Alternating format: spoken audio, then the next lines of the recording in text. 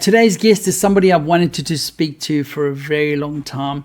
Jim O'Connor has spent decades helping executives, leaders, and ambitious professionals understand how people work, how they think, how they make decisions, how they build influence, and how they perform at their best. What I love about Jim's work is that he goes beyond leadership and business, and he really gets to understand human effectiveness. Such a cool term, human effectiveness.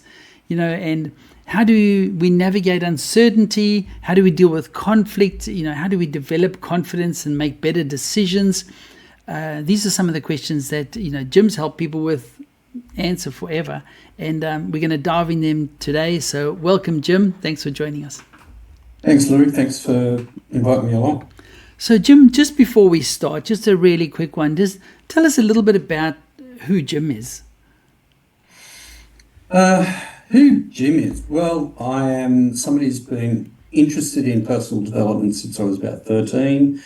First interest was I started out in the martial arts, and I've been doing martial arts all my life. Then I was actually a chiropractor for 10 years, but I got arthritis, so I couldn't be a chiropractor anymore. So I went back and studied psychology at university because I've always been totally fascinated in performance and how to not only get the best out of my life, but to enjoy the process as much as possible. And I also wanted to make sense of the struggle part. And so I did my master's in applied psychology, applied psychotherapy, been practicing as a psychotherapist and an executive coach for the last 25 years. And more increasingly, I'm moving more and more into the corporate training of executives, helping them find certainty in a very uncertain world and find confidence in a very uncertain world. Wow, that's incredible. So you've spent decades kind of studying people. Yep. What's the one thing that you think people fundamentally misunderstand about themselves? Excellent question. About themselves, it's probably why they're here and what gets the best out of them. And then secondly, it would also be, who am I based on my strengths and weaknesses? What are my strengths? What are my weaknesses? Where should I apply my efforts? And how do I get a sense of purpose out of my everyday life, not just my long-term agendas? Okay.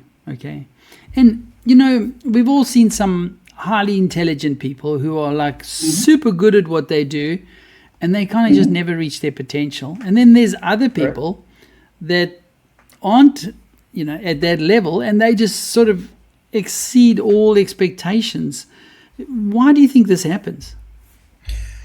A lot of reasons. There are some things that we put personal obstacles in the way of. So let's say I struggle with standing out from a crowd. I might actually limit my performance so that I don't get negative or positive attention because I just don't want to deal with that focus.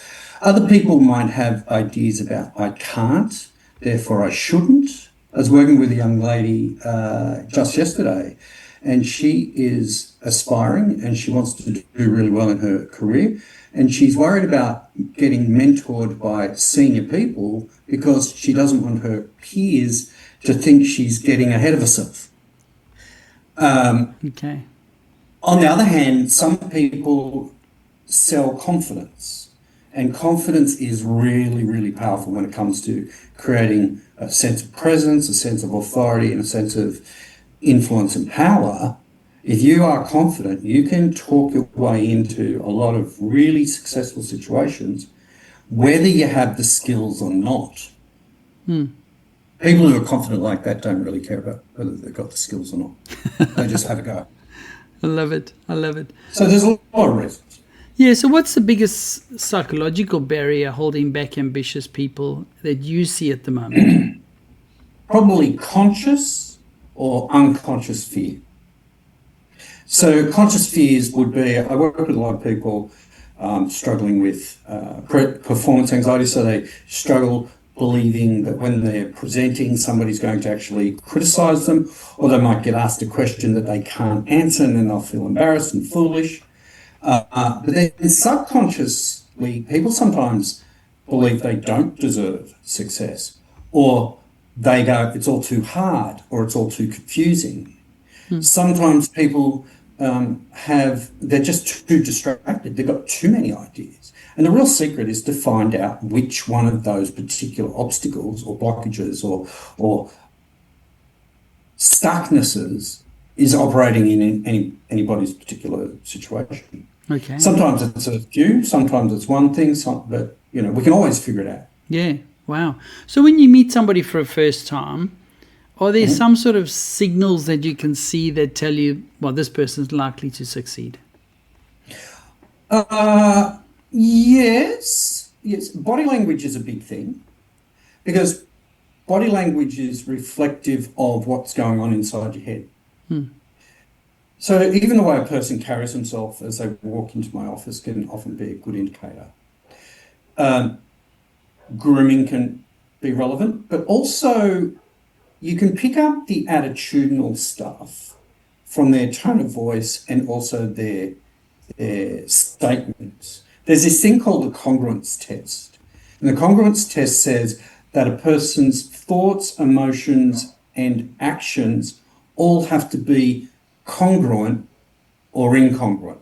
Now, if they're incongruent, you pick up vibes like, doesn't quite add up, doesn't make sense. You might even get an icky vibe or a bit of a stay away vibe.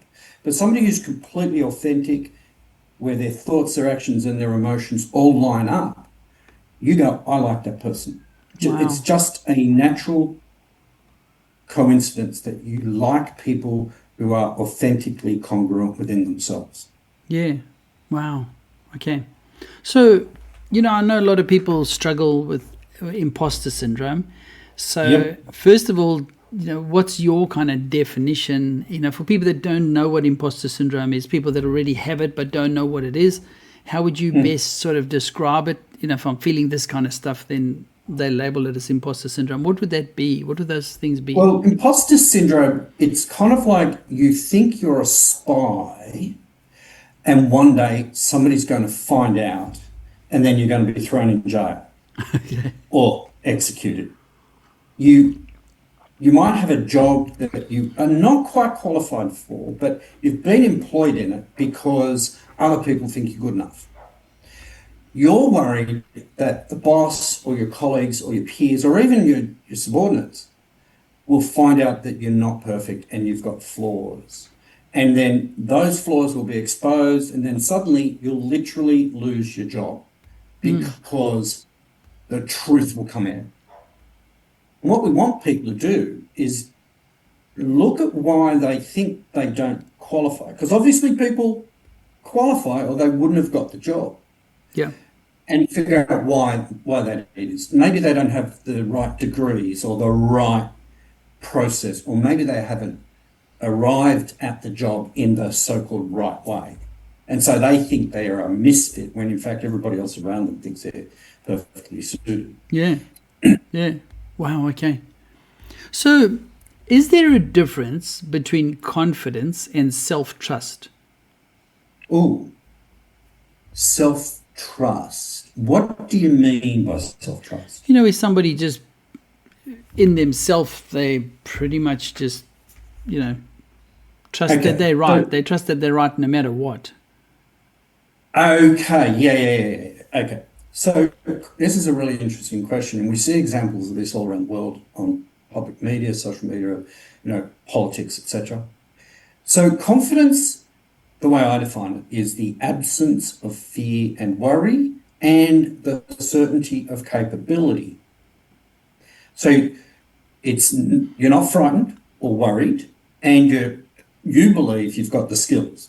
Okay, yeah.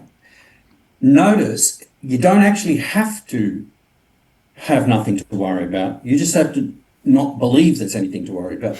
You don't actually have to have the skills. You've just got to believe you've got the skills. Okay. Now, that can be really good for you in lifting your mood and making you probably push yourself in places you wouldn't otherwise do.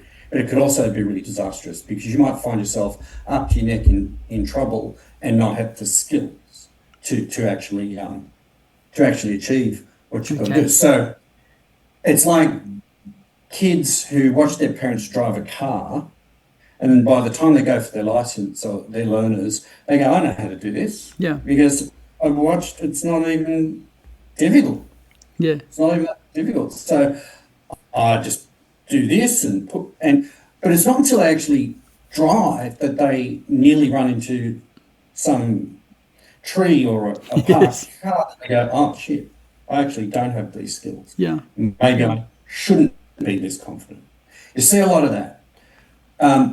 Now, you can have high levels of self-trust that's delusional. And you often see this, I go skiing a lot, and you often see this in the ski fields, where people try to bang down a really mogully field as fast as they can. They end on their ass. Yeah, yeah. So now, self-trust is just this belief that you've got nothing to worry about and you've got the skills. So really, probably no, there's not much difference between self-trust and confidence, but you've got to ask yourself, do you have the skills? And should you be concerned? Wow. Now, if you do have fears, we work through the fears. If you don't have the skills, we work through the skills until you get them. Yeah. So is confidence something that you could teach somebody, or do they only get it by, doing lots of things where they get experience? No, that's a really good question. So the research shows that we can take shy, introverted kids and make them really confident, and we can make really confident kids not confident. So it is something you can learn, and at any stage in your life you can learn to be more confident or even incredibly confident. And you can also, depending on what might happen to you, you can lose your confidence. So you lose your job, or you get very sick and you can't pay the bills, you can lose confidence. So it is something you can learn or unlearn. And the real key is to uncover what's at the base of the fear or the worry.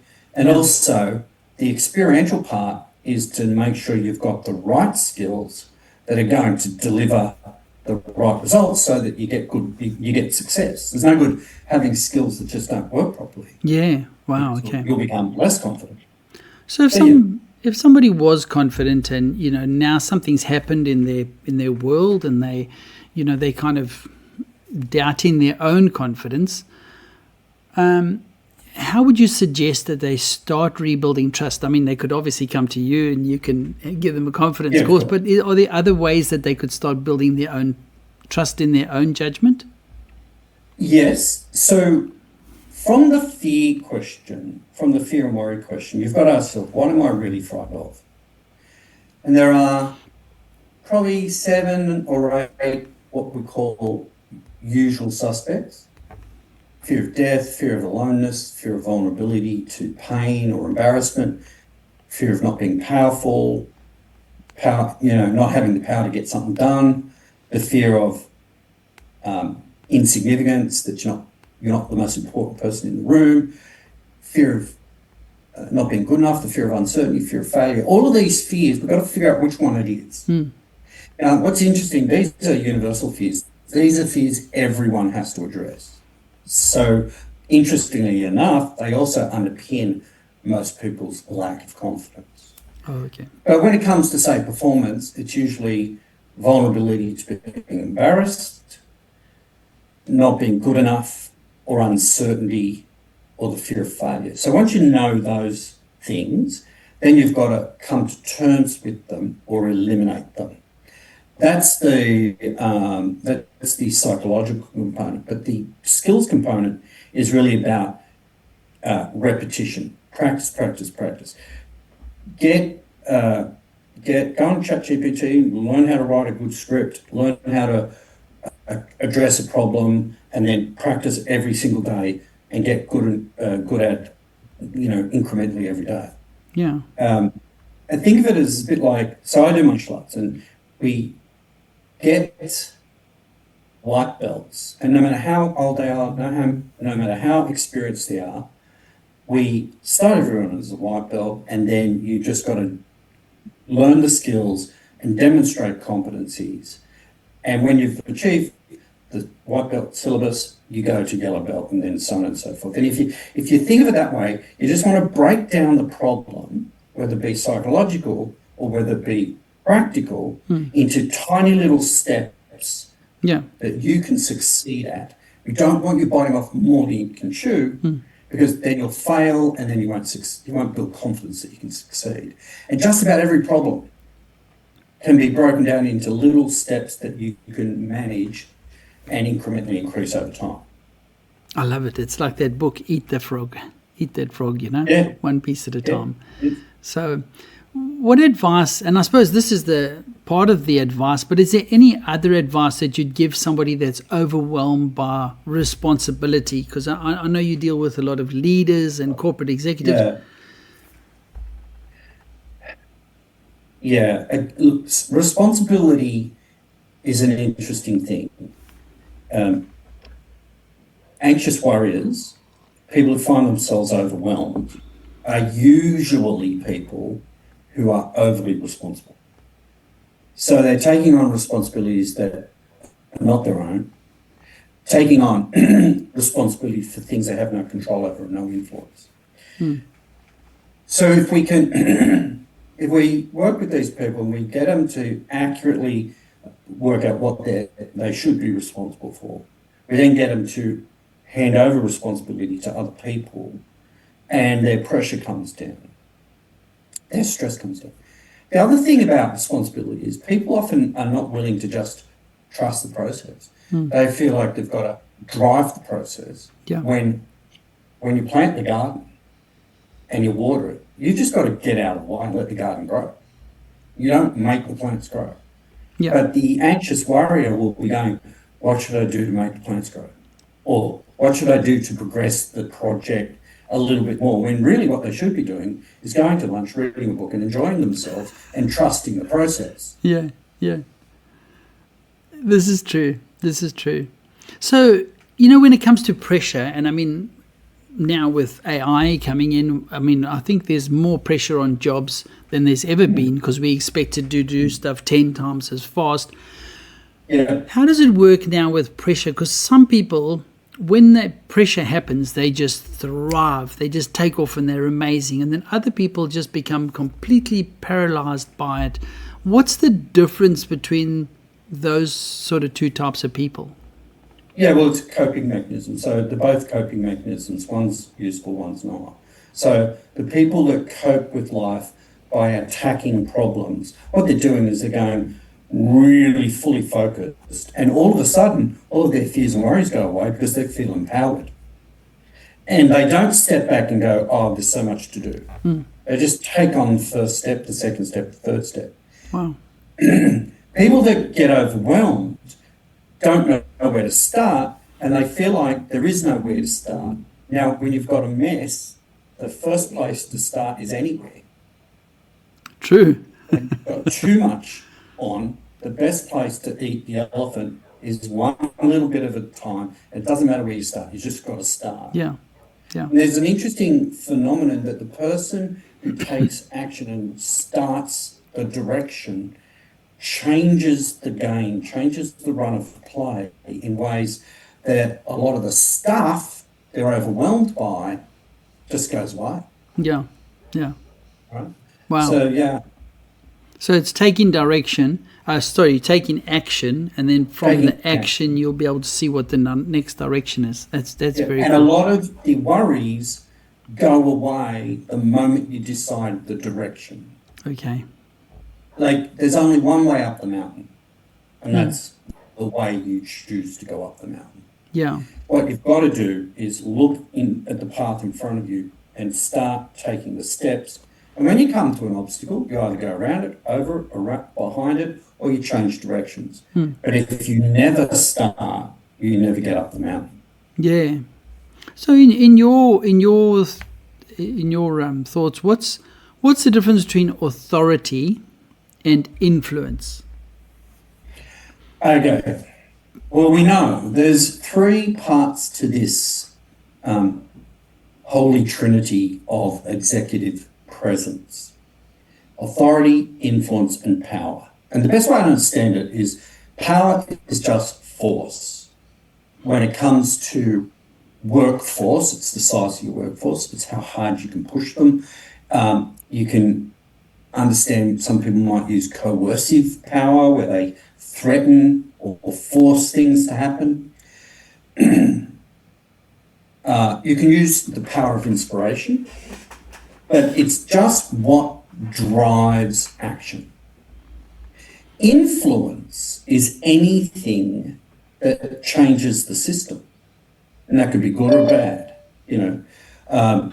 And it's something to be very, very careful of, because often we change the system thinking we're going to get this effect, when in fact we create 4 or 5 unpredictable effects that if we'd done nothing, we'd have been better off. So influence is doing anything that changes the system. And what we want to do is we want to have positive influence. Yeah. When it comes to authority, that's something completely different. Authority is either your given or your earned right to direct people. So to tell people what to do. Now, you can do it by completing a course, become a police officer, you get the right to direct civilians and various and sundry people. Yeah. If you're a CEO, you get the right to direct your staff because you're the CEO. Or you could have what do they call it? Subject matter expertise. So you're the authority, and therefore you have the right to teach people, tell people what to do, because they've said, tell me what to do because you're the expert. Yeah. And then you've got achievement. So you can earn authority just simply by proving you can do whatever has to be done. So authority is your right to direct. You either earn it, you're given it, or influence is anything really that changes the system, good or bad. Okay. And we want mostly positive influences. And then power is just force. And usually when it comes to workforce, it's the number of hours you can get people to work hard every day. Wow. Wow. Okay. I've never heard it explained that well before. Well, that's the thing I do. I take complicated ideas and reduce them down into things that anyone can understand and apply straight away. Yeah. Wow. Okay. So in work, in corporations, there's lots of politics happening in those corporations. You know, and how do you succeed without being too politically, too political in the journey? Is it possible, or do you need to be political in the journey? It's a fine question, and the answer is probably, maybe, but you want to avoid it. Okay, so politics is inevitable. Every organisation is made up of people with different agendas. Some people want to aspire to the top and they'll use politics to pull people down. Some people want to drive things in a certain direction, so they'll use politics to persuade. So politics cannot be avoided. So you've got to learn to work with it. That doesn't mean become a yes man or a yes woman. It doesn't mean become a sycophant. Yeah. But you must take into account the politics. And there's two types of politics. There's the overt politics, the politics that you see that people tell you about, the things that people say they value and appear to do. Yeah. And then there's the covert politics, which is what people actually do and what they actually value, which you don't always get to see, which is behind the scenes. And you've got to learn to read the undercurrents. You've got to learn to be able to see both and then decide how you are going to navigate that. Now, in most cases, you can, and you can do it without losing your soul to the corporate machine. Sometimes, though, the politics in an organisation is so toxic that the only option you've got is to leave if you want to maintain your integrity, which is probably a good idea because you don't want to be in a corporate situation where you hate being there because it's just eroding your soul. So yeah, you've got to accept politics like you accept the weather. And what I teach is this idea that this is not so unusual. I did a lot of sailing with my dad growing up, and it was really obvious. You wanted to go from point A to point B, but you couldn't just go in a straight line because you have to take into account the wind, the tide, the currents, and any underwater obstacles that might be in the way. Yeah. And so you've got to balance what you want against what the conditions actually allow. And you've got to think politics the same way. You've got to balance what you want against what the culture, the political culture of the organisation allows. And if you're lucky, you've got a really good culture, a really good political sort of, positive culture with good politics, it actually is easy to embrace it. It's only a real problem when you've got toxic politics or conflicted politics, or when the leadership is divided, and then you've got to start to make some pretty important decisions. Okay. So what do you think the hardest lesson, people all want to become a leader, okay? But then when they become a leader, what do you think is the hardest lesson that they learn about themselves when they become a leader? So, well, number one, leaders aren't born. Some people might have natural charisma or natural confidence, which is an advantage. But does that make them a great leader? Maybe not. They might lead a lot. But to be a really good leader, you've got to be effective at doing the thing you want people to do. So often bad leaders or average leaders tell people to do stuff based on some sort of idea they've got, not because of proven lived experience. And that's why the best leaders have proven experience. Yeah. So being a good leader also can be a very lonely thing. Nobody's going to come and rescue you if you make a blunder, and nobody's going to applaud you necessarily if you make a great success. Some will. So the hardest part is knowing your strengths, knowing your weaknesses, number one. Also learning to overcome your fears and concerns, and also having a learning and growth mindset, because they're the ones that make best leaders. Wow. Yeah. And then just being able to organise. So leadership is the organisation of your own resources first, and then the resources of others to achieve an idea. So if you can't organise yourself, you can't organise somebody else. You're just going to make a botch of it. Yeah, yeah. So you talk a lot about effectiveness, okay? Yeah. So if I'm working, how would I know if I'm effective? I mean, it is an interesting question, because if you're improving at one level, if you're improving and getting better at a skill or a strategy, you're becoming increasingly more effective. It really does come down to the result. And have you achieved the result you want? What you've got to consider is that in any situation, everything in life is conditional. Experiences are conditional. Outcomes are conditional. If you want a good outcome, you've got to meet the conditions to match the outcome. Right resources, right strategy, right number of hours, right funding, and so on and so forth, and that gets the result.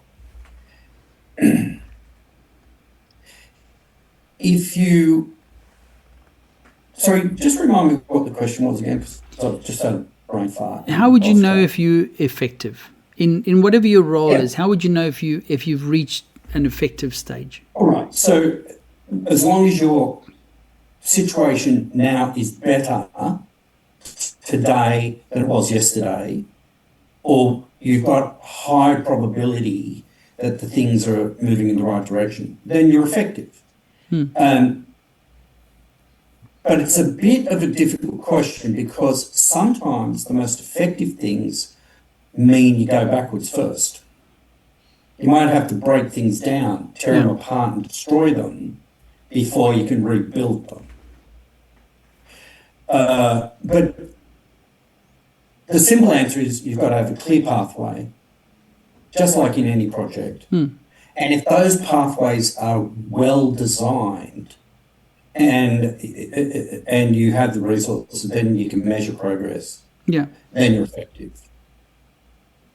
I think the most important element, though, is to think, is this the most effective way to do something?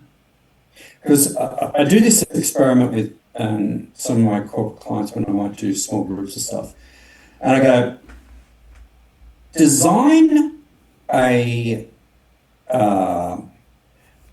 redesign level 17 in the building, because you're going to organise a great big summit, and off you go. Do you know how many people go, oh, well, I'll just ring up some subcontractor and say, I've been told to redesign the layout and set up level 17 for a big summit. Can you do it? And they'll go, yeah, great. Give me $80,000, $90,000, I'll do it for you. That's not effective.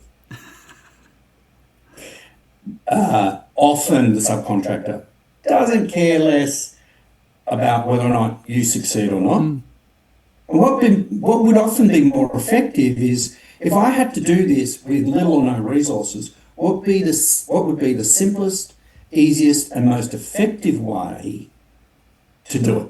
Yeah. And then ask yourself that. How could I do this in the simplest, easiest, fastest and most effective way possible? And it might be simply just change the furniture, put up some banners and get somebody to greet people at the door and give out brochures. Yeah. Or it could be a great big fanfare. I don't know. It really depends on what your ultimate goals are. But you've got to ask yourself, is what I'm doing the simplest, easiest and most effective way to do what I want to do? And so often these executives that I work with just subcontract or spend money because they don't want to, or they haven't got the bandwidth to think about it. Wow. So, Jim, how do you help people? I mean, if somebody's listening to this now and they're going like, wow, this Jim sounds like he really knows what he's doing, which he does. How could they work with you? What would be involved? Do you have a program, courses? How does that work? Yeah. So if I'm working with an individual who's sought my help for, say, building confidence, influence and presence, they bring me up and we have a quick chat to see if I can help. If I can help, I'll outline a plan. If they like the plan, they start, and it's usually an 8 to 10 week program.